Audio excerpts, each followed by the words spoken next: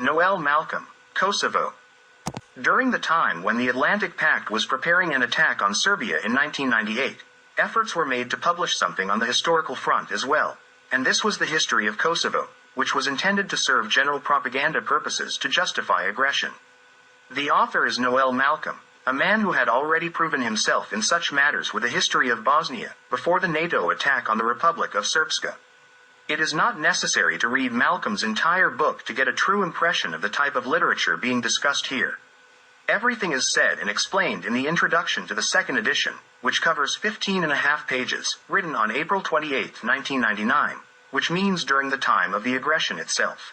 Right at the beginning, the author states his intention to enable Serbs to gain a more accurate knowledge of the history of the province and a more critical attitude towards some of their national myths. One day, in this way or that way, Serbs will need to come clean about their history. I hope that some of the material necessary for future understanding can be found in this book. The author claims that we Serbs do not actually know the true history of Kosovo and Metohija, and he intends to teach us. Having been taught by him, we are supposed to change our attitude towards some of our national myths. There is an obvious allusion to the Battle of Kosovo and the Nemanjić, Serbia. And then comes the most dreadful thought that can be expressed about a people, which is that one day Serbs will need to renounce their history. It has long been established as a rule that, if you want to kill a nation, first kill its history. In reality, he aims for Serbs to renounce their rights, their ancestors, everything that makes them a nation, essentially to renounce themselves, so as to then find understanding from those whom this author represents. This is nothing more than a call for cultural genocide and subsequently genocide. Furthermore, in this important history, the author typically reiterates all the anti-Serbian propaganda that we heard from NATO propaganda centers before, during, and after the aggression. So, this entire work takes on the character of a political propaganda pamphlet. Here, events and data that never happened are cited, and they are pure products of the NATO propaganda machine, such as the claim that Serbs completely destroyed over 300 Albanian villages in Kosovo and Metohija from April to September 1998, and that 300,000 inhabitants were driven from their homes. Then, it is stated that Serbian forces expelled 850,000 Albanians in just 2 weeks in April 1999. Since there were not more than that number, it would mean that not a single Albanian remained in Kosovo and Metohija. This is the intellectual and scientific objectivity of Mr. Noel Malcolm. He portrays Albanian terrorists as almost a humanitarian organization and claims that Robert Gelbard made a mistake by categorizing them as a terrorist organization.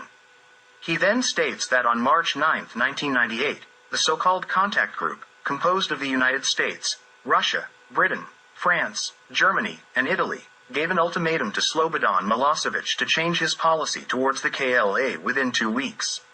As if Slobodan Milosevic provoked the KLA and should have stopped doing so, or as if the KLA was under his command. After such a lengthy introduction in which the author disseminated slander against Serbs concerning contemporary events, he wrote a lengthy 8.5-page introduction in which he continued the same blurry and false propaganda against Serbs regarding earlier historical events. He portrayed the liberation of Old Serbia and Macedonia in 1912 as colonial wars similar to what France waged in Algeria. The mass settlement of Albanians in Kosovo and Metohija in the 17th century and the Great Serbian Migration of 1690 are, according to our author, convenient fabrications. When someone approaches facts in this manner and presents things in this way while claiming objectivity, they truly come across as absurd. And he claims to teach us Serbs the true history? In the preface and introduction, Malcolm revealed his true intentions and the purpose of writing his work, and no further commentary is necessary. For the sake of completeness, let's now turn to the further text in his book. The first thing he wants to emphasize is that we Serbs are newcomers, while Albanians are old settlers, so it appears that we Serbs migrated into Albanian territory as intruders and took away their property. This is the opposite of the truth and established facts. In this distortion of facts, he is not an exception. People from the Serbian Academy of Sciences and Arts, SANU, and our universities do the same. Several generations repeat this like a refrain, trained and educated on conspiracy literature. They are well suited to authors like Malcolm to be cited and serve as guides, which he abundantly does. Here's how he presents it. The first major Slavic attack occurred during the middle of Justinian's rule. In 547 and 548, They invaded the territory of Kosovo and reached as far as Durrës on the northern Albanian coast. Page 23. Here, only half of the quotation is correct, so let's see what it's about. Emperor Justinian himself was of Serbian origin, from Pec, with the baptismal name Upravda. He was driven by plans to restore the Roman Empire within its former borders. To achieve this, he had to subdue several independent states, foremost among them being Serbia. At that time, Serbia was ruled by the restorer of the independent Adriatic Serbia since 490, Emperor Ostroilo Svevladovic. Justinian learned that Ostroilo's son Svevlad was with his army somewhere in what is now Slovenia, so he decided to launch a surprise attack on the capital of Serbia, Shkodër.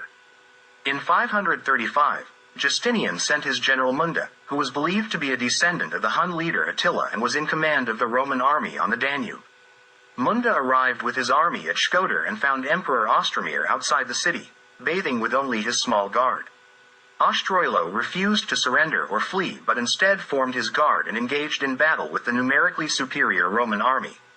In this battle, the emperor and his guard heroically perished. Munda did not besiege Shkodër, nor could he conquer it quickly, so he continued further through Serbia in the direction of Dalmatia. When Prince Svevlad learned of what had happened, he hurried with his army to Dalmatia and in the first battle, he defeated Munda's army. In this battle, Munda's son Mauricius was killed, and the grief-stricken Munda, seeking revenge for his son, confronted the already defeated army in another battle, in which he was defeated and killed. This is how a famous prophecy about Munda's and his son's demise was said to be fulfilled. The war between the Roman Empire and Serbia lasted for 13 years, and both sides had their allies. In 548, Emperor Svevlad called upon the Serbs from Dacia, where his cousin Brusilo ruled, for assistance. A large army crossed the Danube, devastated Roman territory all the way to Constantinople, and even besieged Constantinople. Faced with this danger, Justinian agreed to make peace with Serbia. Emperor Svevlad granted land to all warriors from Dacia who wanted to settle in Adriatic Serbia. Some uninformed or deliberate falsifiers portrayed this as a supposed Slavic migration. Such historical knowledge as Mr. Malcolm presents in this book will be far too thin to fulfill his intention of teaching us Serbs about the history of Kosovo. However, we do not dispute that he has a few good observations. For example, by referencing the German Balkanologist Gustav Weygand, he mentions Weygand's opinion that the Albanians must have lived somewhere inland, far from the Adriatic coast because in their language, all words related to fish, boats, and coastal equipment are borrowed words. This is correct because they lived as shepherds in the mountains and had no contact with the seacoast. Additionally, on page 35, he notes that the Albanians have their own words for plants in high mountains and shepherd terms, while they lack words for plants in the plains. Then there is the story about how the Serbs did not have a state or ruler but only some small zup, counties, and local zapani, county chiefs. Amidst these various empty stories, he also lets slip one admission worth mentioning. In the 9th century, the people who spoke Slavic covered a larger part of present-day northern Albania, page 24. Of course, who else could that have been but the Serbs, as the Albanians had not yet arrived in that area. Malcolm wants to be an expert in language and philology, and here's how he does it. If the Slavic language was widespread in the Balkans, how did it split into Serbo-Croatian and Bulgarian-Macedonian? He seems unaware that in the Middle Ages, Serbian and Bulgarian were the same language, and in fact, Serbian was adopted by the Bulgarians, much like what happened with the Croats in the 19th century. The emergence of the Macedonian language dates only from the communist authorities in Serbia. Then he claims that we adopted Latin names for Niš, Nasis, Lipljan, Lepenian, and Skopje, Skupi. It doesn't take a classical philologist to immediately see that the last two names are Serbian names that the Latins mispronounced. As for Niš, even the Latins didn't call it Nasis. That name was given somewhere in the Middle Ages. The old Serbian name Nisa is even called Nisam in Latin. For Mr. Malcolm, the old Serbian saying holds true. Why go near the Morava River if you don't know how to swim? However, one thing must be acknowledged about Mr. Malcolm. He has delivered a knockout punch to our academics when, on page 28, he says, Albanians first appear in historical records in 1043 when Albanian troops appear in battle alongside the Greeks in the army of a rebellious Byzantine general. Well, there it is, the truth can't be hidden after all. Here's another important piece of information that Malcolm provides without realizing what it's about. If he had known, he probably wouldn't have mentioned it. It is that the Normans of Robert Guiscard, who captured Durazzo and Belgrade in 1078, inserted the mention of Albani into the epic poem about Roland, which refers to a place or its surroundings just southeast of Durazzo. The mentioned place is precisely Belgrade, which is called Alba Polis or Albanum in Latin. If for no other reason, it is worth discussing this book just for these two pieces of information. As for the propaganda that Albanians are of Illyrian or Celtic origin, Malcolm doesn't endorse it. Instead, he says that their origin is mysterious. He mentions Romanian stories about a possible Thracian origin of the Albanians because they have something in common with the Vlachs, whom Romanians claim and want to portray as an ancient people. Malcolm seems not to have known that Albanians and Vlachs were both shepherds in Serbia throughout the Middle Ages. They lived together, side by side, in the highlands, so they must have had some interactions. As for Romanian writers, their stories are based on the same level of credibility as their Latin origin claims. They say they are not just Latins but directly Romans. As if we don't know that Emperor Aurelian withdrew all Latin-speaking people from Dacia across the Danube in 274. So, these Latins, who remained in Serbia, surely didn't transform into Romans and cross the Danube to become Romanians. Malcolm unfortunately delves into philology again, where on page 29, he interprets how the Turkish word, Arna, originated from Arbanas. He sees them as similar, but he doesn't know that Arna is an Arabic word, whereas Arbanas is Serbian. On page 34, he attempts to explain the modern Serbian name, Scatter, from the Latin, Scodra. He's correct in this regard, but he's unaware of the name of the city before Roman conquest, Sarba, or Sorba, from which the Latin, Scodra, originated. This proud city of Sarban, as mentioned by Stefan Duchansky, has a fortress called Rozef. Both the city and fortress names are from pre-Roman times and are in line with the old Serbian tradition. Malcolm and some of his predecessors also seem to agree on how the Albanian language was preserved.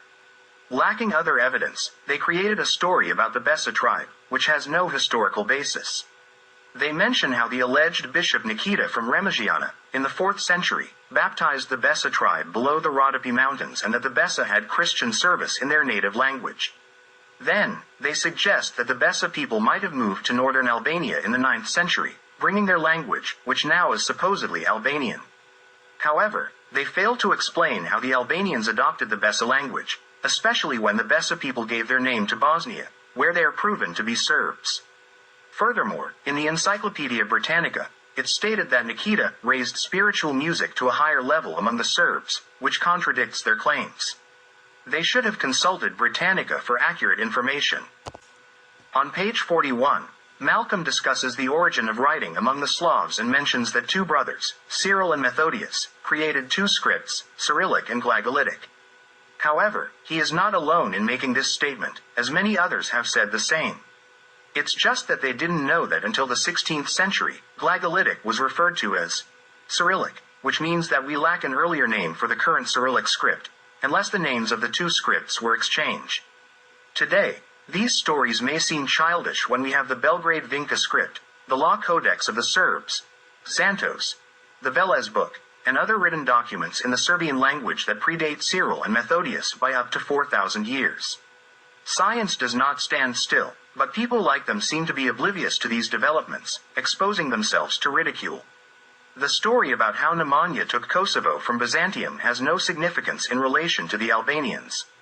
The border between Serbia and Byzantium was frequently shifted, sometimes significantly.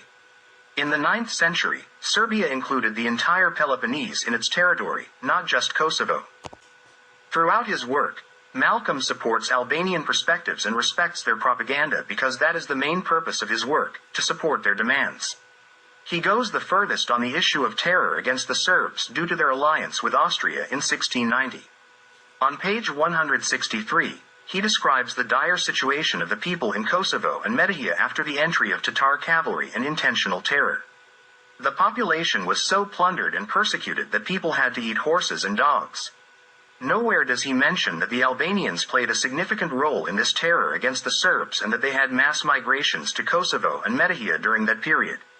This is evident from the names of tribes that came from Arbanan and are still numerous in Kosovo, such as Berisha, Kelmendi, and Shala. When the Sultan issued a firman to stop killing the common people in March 1690 and granted clemency in September of the same year, it applied only to the population between Niš and Belgrade and did not include Kosovo and Metohija. Therefore, Malcolm is not familiar with Albanian terror against the Serbs, but he knows what Lav Bronstein, Leon Trotsky, wrote in Kiev newspapers as communist propaganda about alleged crimes of Serbs and Bulgarians in 1912. He is not right in pointing out the 1921 population census which found 288,900 Albanians in Kosovo and Metohija. He wants to conceal the fact that there are a significant number of Arnatash, Islamized and partially Albanized Serbs, in Kosovo and Metohija. Arnatash are not ethnically Albanians, but declared as such, and ethnic Albanian rights cannot be based on them.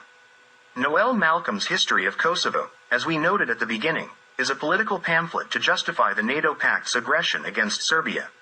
All extreme Albanian theses are represented and defended, so there can be no talk of objectivity. Some useful information found in it has ended up there more by chance and ignorance of its true significance. With this biased work, Malcolm has once again assured us that we cannot trust people like him to have good intentions towards the Serbs.